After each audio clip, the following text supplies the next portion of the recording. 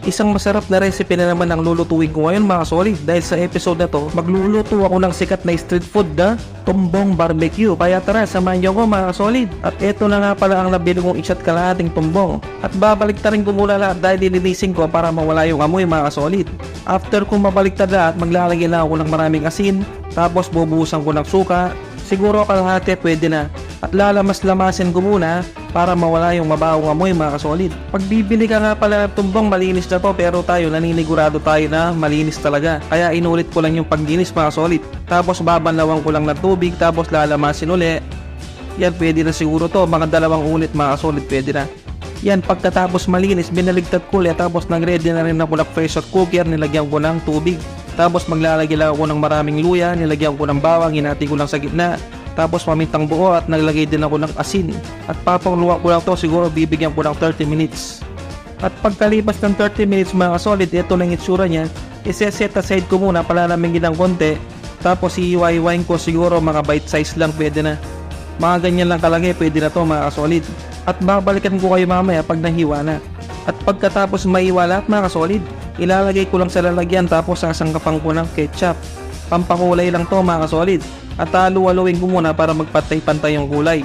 Mas magandang ketchup muna ang unahin para mas matingkad talaga ang kulay mga solid bago natin lagyan ng pamintang durog. Tapos naglagay din ako ng sibuyas, pampalasa.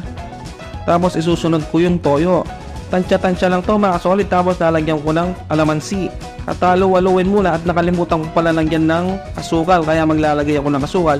Tansyahin nyo lang kung gaano karaming asukal ang ilalagay nyo mga solid.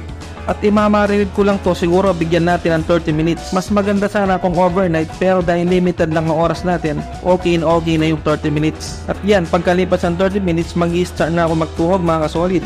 Ganyan siguro kalalaki, pwede na. At babalikan ko kayo mamaya pag natuhog ko na lahat.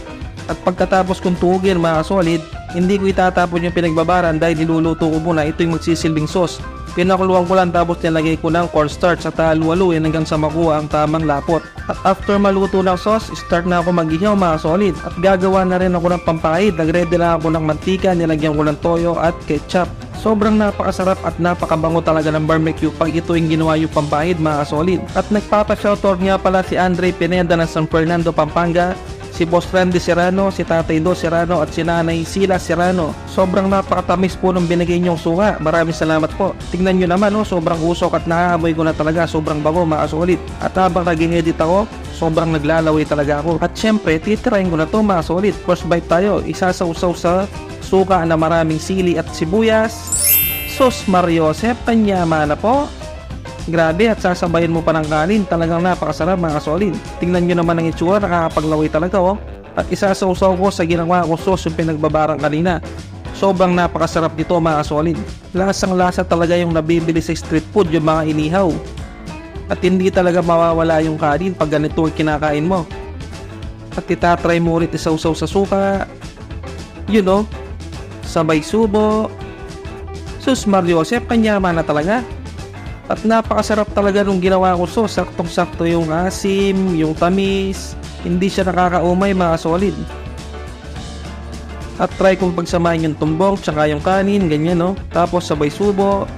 Napakasarap talaga mga solid. Parang ayaw ko na talagang huminto mga solid. At kanina pa sumese niya si Boy Sipat, siya naman daw, si Boy Sipat naman ang titira. Mas pinili niya yung sauce dahil manghang daw yung suka. Pasok na pasok daw sa pandasan ni Boy Sipat mga solid. At syempre, sasabayan mo ng malamig na Coca-Cola. At siguro hanggang dito na lang muna yung episode na to. Maraming salamat po sa panonood. Ingat po kayong lahat.